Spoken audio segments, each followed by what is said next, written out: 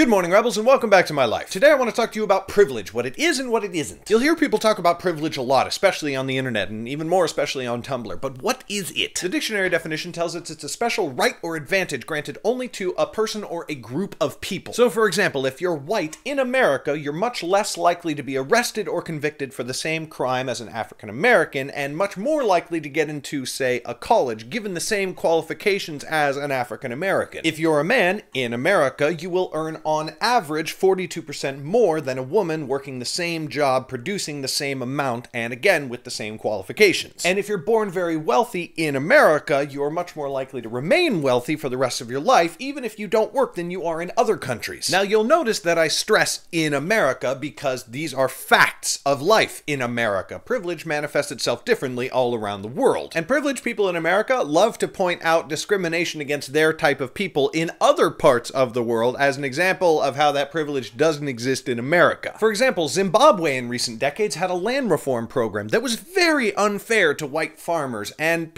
certain people, love to bring that up as an example of reverse racism, as though it applies to America, but it doesn't. But it is true that the American social situation does not exist everywhere, and we should not try to paint the whole world with the same brush. We just also shouldn't discount the way things factually are in America. So when you hear somebody talk about privilege or racism or whatever, just realize where they're talking from and what they're talking about, okay? Okay, good. Now when people talk about privilege today, they're often talking about another layer of privilege, which is when people who have privilege don't recognize it and refuse to believe that people who don't have that privilege are discriminated against. Now this is very insidious because it makes it hard to deal with and address the problems of prejudice and discrimination. Now this can be as blatant as someone saying that black people get arrested so much because they deal so many drugs, when in fact white people are more likely to deal drugs but much less likely to be arrested or convicted because of it. Or this type of privilege can be very insidious, like people who think, well, women only earn less money at jobs because they don't ask for more, when in fact women who ask for raises or pay increases or whatever are much more likely to be denied than their male counterparts. Again, same job, same qualifications. Now those are two examples, and we can go on and on and on about the intricacies and details of how privilege manifests itself in America, and we should, but you have to be on the same page first. And it's around this time that privileged people start saying things like, well, what do you want me to do? Walk around feeling white guilt or male guilt or rich guilt? Should I give away everything I own or just kill myself? Now, obviously, this is absurd. You shouldn't feel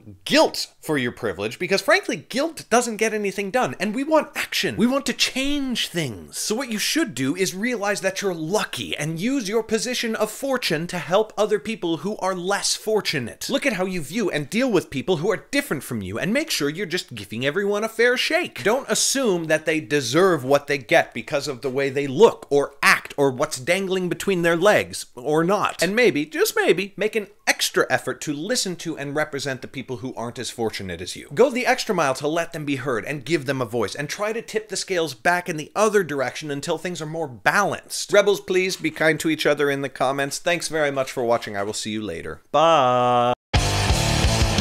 Thank you so much for watching that video. I hope you enjoy it. My YouTube channel, my 2 weekly podcasts, and many of my books are free. And if you want to support all that free art, you can become a patron on Patreon.com. Patreon.com is a voluntary subscription service that allows you to support independent artists that you like, and for only $5 a month, you get every book that I ever publish sent to you. That's cool. Click on the orange button below or the link in the description. Thank you for checking it out. Big shout out to my superstar patrons, Gary and Soren, and I will see you next time.